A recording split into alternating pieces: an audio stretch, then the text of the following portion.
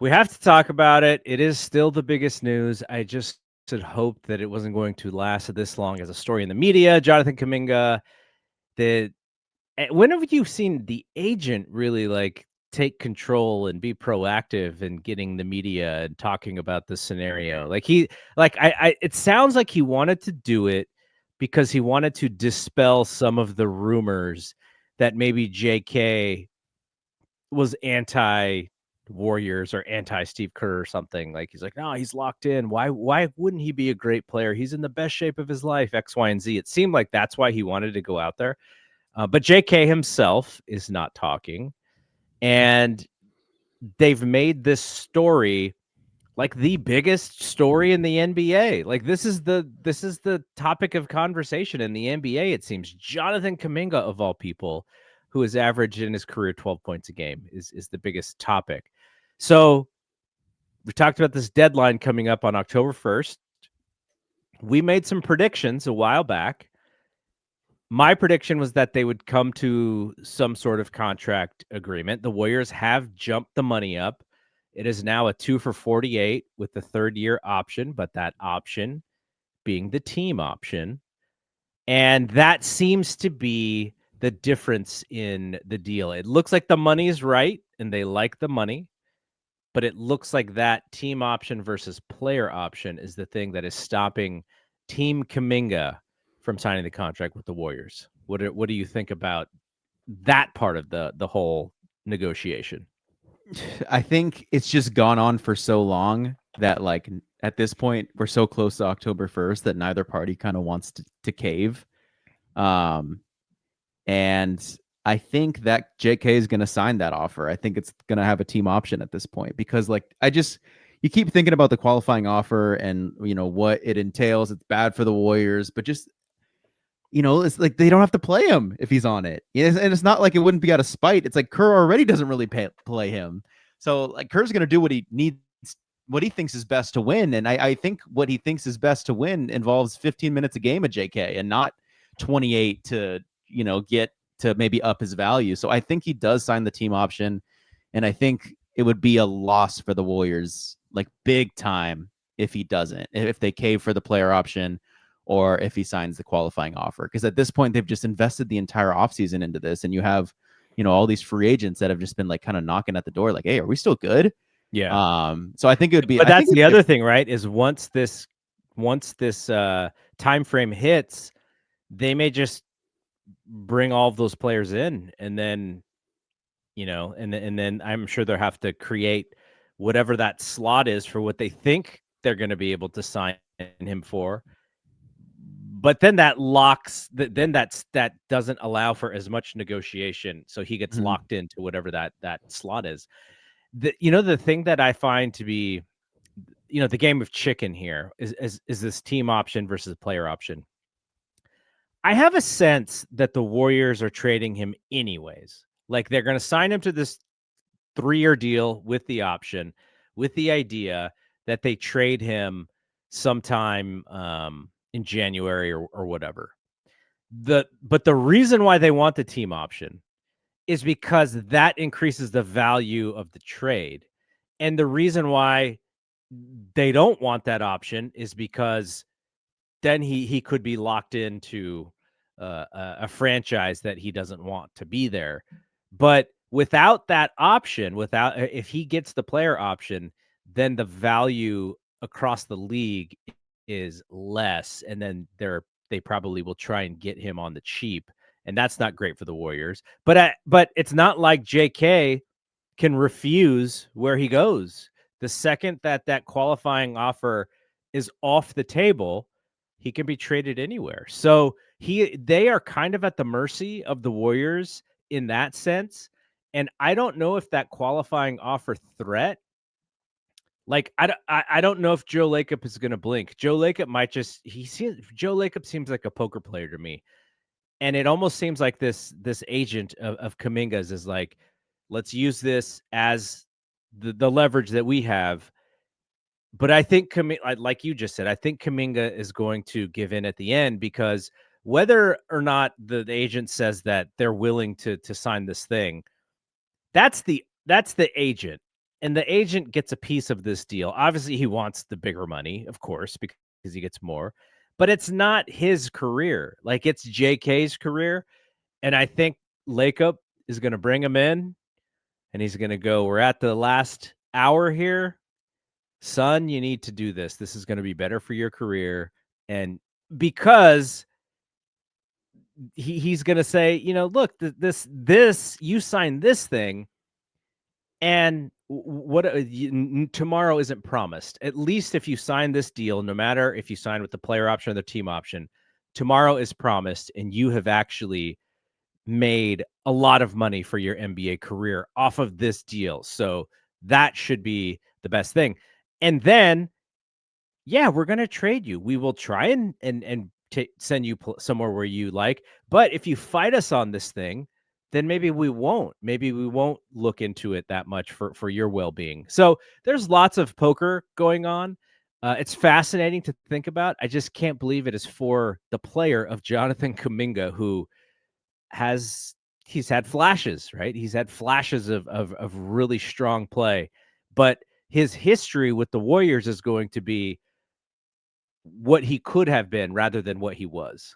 Yeah, and I was listening to Plus Minus where it was TK and Danny Emmerman from the Standard. I think it was like a week or two ago, and they, it's more so like they were on the idea like it's not really like Kuminga. It is Kuminga, but it's the Warriors. That's why this is such a big deal. It's because the Warriors have made national headlines for this league since 2015, and also nothing else is going on. Yeah, like I don't hear anything about Quentin Grimes. Same situation, like Cam Thomas signed the qualifying offer. Didn't really hear much about that. Giddey got his. Didn't really hear much about that. But yeah, it's the Warriors, and it probably is like a little bit of Kuminga putting out that story to Shams when they lost to Denver that he was unhappy with his playing time, and like I think it's just all of it culminating. But it's also just because it's the Warriors. Yeah, totally. So, you have a guess? Yeah, I think he signs it. I think he does. The contract as it is right now, at the end of the day, that's the one that he signs. I think he does. I think I agree with you. And then they try and trade him in like February. Yeah, and they better.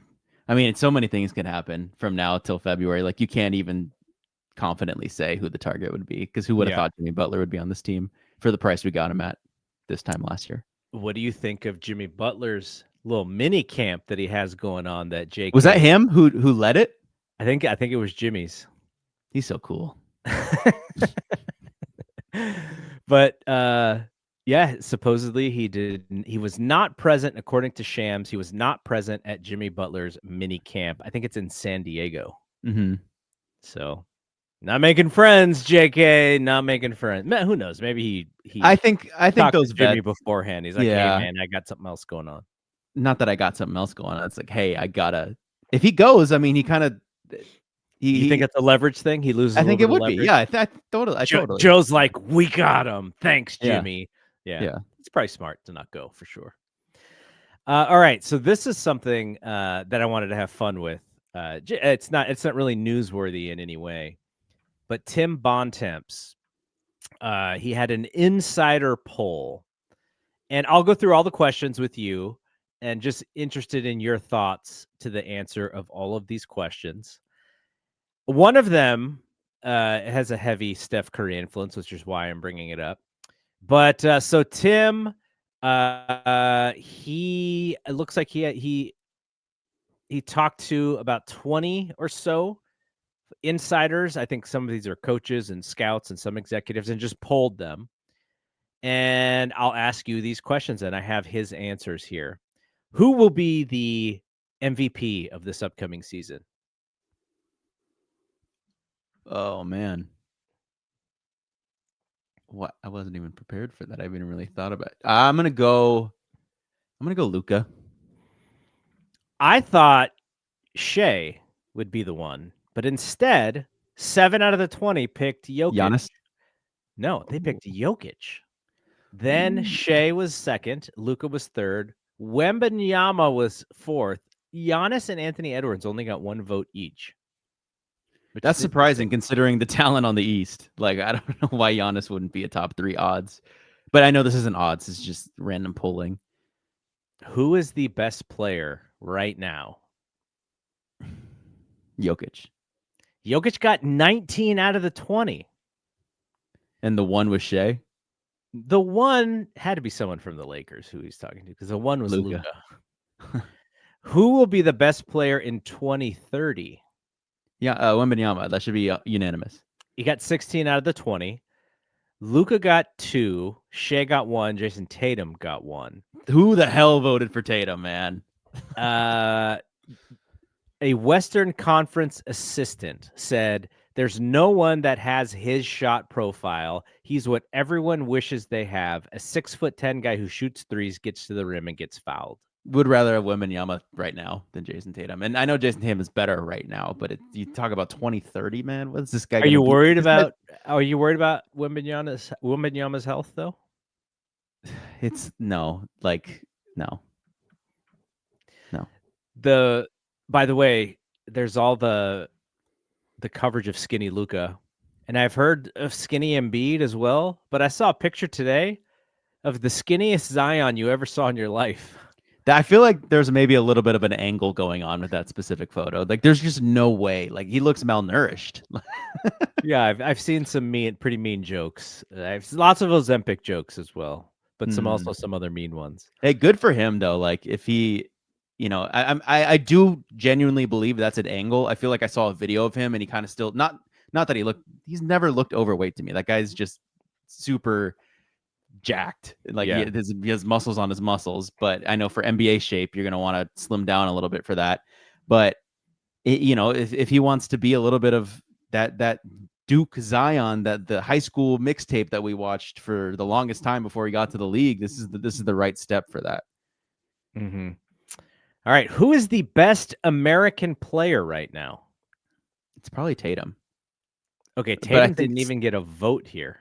So Tatum is going to be the best in 2030. He got MVP votes, but that same Western Conference executive or assistant did not put Tatum as the best American player. So it's Steph. Steph got 11. Anthony Edwards got 8. Spider Mitchell got 1.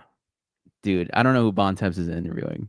And not that these guys aren't good players, but like it's just the logic's not logicking. Who will be the best American player in 5 years? I wonder if Cooper Flag got a vote. Cooper Flag got 5 votes. So Anthony Edwards. He got 11. Tatum got 2. Paolo got 1. Jalen Williams got 1. Wow. Jalen Williams over Ant-Man for best American player in 5 years? That's an interesting one. It's not, there's no logic. There's also, a couple players in this upcoming draft. Oh man, I'm forgetting. It was for the longest time. It was AJ DeBonsta. I think I texted you like 4 years ago. I was like, this guy is the same age as the twins. And he was like in 8th grade when I sent you that text, and he was like playing summer runs with Jaylen Brown and like doing well. I was like, this guy's the future. I wouldn't have been shocked if he got like a vote. So who will be rookie of the year? Yeah, come on. He got 19. Can you guess who got 1 vote? Ace Bailey. Con Nipple. Is that how you pronounce his name? Con Nipple. Con Knipple. All right, who will be Hansen Yang? Hansen? Who will be the best player from this draft class in 5 years? Come on. Next question. Cooper, but who do you think also got votes? I'm Cooper sure Dylan got votes. So Dylan Harper got 1. I think did Ace Bailey even get a vote? I feel like he's kind of like the archetype that might be a little risky for voters. Just like a scoring wing. Yeah, Ace Bailey. Did he get a vote? I'm asking. Mm-hmm. Oh, okay. He was the other one. Oh, wow. Okay. All right. Where will LeBron James be at the start of the 26-27 season? Retired came in 2nd place on this one, by the way. Cleveland number 1. Lakers number 1. Cleveland number 3. Warriors number 4. Yeah, I would agree with. No, I don't know if I'd agree with Lakers 1. Just doesn't feel like the Clutch MO to like not have control. Mavericks and Heat also got one each. Mavericks is interesting. Luka's old home. LeBron's gonna go save the franchise. LeBron and Cooper Flag. All right, that was it. I just thought that was a fun exercise because when I was looking at that, I was like, man, my NBA brain is not primed yet because I was really having to think at some of these things. What are going to be the main stories? And, we're very focused on the Warriors. So, but yeah, I was like, oh, yeah, Cooper Flag's going to play this year. We're going to get to see him play. And yeah, Victor's going to be back. We'll get to see Victor play again. So that was fun. Mhm. All right, so the Warriors, their first preseason game is in less than 2 weeks. That's kind of crazy. October the 5th is their first preseason game against the Lakers. Preseason is coming. Media day is soon. Training camp is soon. This Kuminga thing hopefully will be resolved, or at least somewhat resolved. Hopefully we'll be able to see what Al Horford looks like in a Warriors jersey. We'll get to see Steph and Seth take photos of like when they were little kids. They should like redo some of those photos in their Warriors uniforms. Who else is coming? I guess GP. We believe GP, D'Anthony Melton. Who else? Is that all that's been I think rumored? that's the 4. Okay, so I think that's a top 5 West team as of today. I don't think anything better though. Yep, I agree. And I think we just look if Dunleavy has another Kuminga. trick up his sleeve come January. Yeah, That would the obviously. Kuminga thing. Like that's the Yeah, biggest yeah, thing. yeah. And so then here's the trick. Hey, Steve. We need to get some good Kuminga minutes here because these teams we need them to add in a little bit extra. That's going to be part of that conversation too. If Kuminga's sitting on the bench getting DNPs, that's not going to be good for his trade value. Yep, I agree. And Steve can look at it from like, okay, this might not be my ideal version of trying to win, but if I look long term here, if I up his value and we get something good in return, that could be better for winning. I think they should play him a lot early in the season. And unless he's just terrible, obviously, but I don't think he's going to be terrible. I think Mm. they'll still be able to win some of these games if he's like the 6th or the 7th guy. Do They you think may they'll match him with the Steph minutes, or do you think? I think it's between him or Draymond when you start breaking down like the lineup combinations, like who gets put in the Steph minutes. Is it going to be Kuminga or Draymond? And then the Jimmy minutes would be the whoever else, like either Kuminga or the Draymond. Kuminga or Draymond minutes are going to be who Steph wants them to be, and I think he's going to want them to be Draymond. I just feel But like they always kind of make the Steph lineups like not as good, right? but Like they always like they will. I was thinking more crunch time, but you're just talking about more normal substitution patterns. yeah, But substitution pattern. but yeah, I think they're also going to be a little bit better with the older players and how they rest them. So you may see JK get 35 minutes in one game because Draymond is sitting. Mhm. Or he'll get another 30 minutes because Steph is sitting. So there will be opportunities for him to play lots of minutes. I just don't think the tick, as you guys call it, as you young kids call it, will be very consistent from game to game because if they have a full squad, then he just moves back a couple of spots. I agree.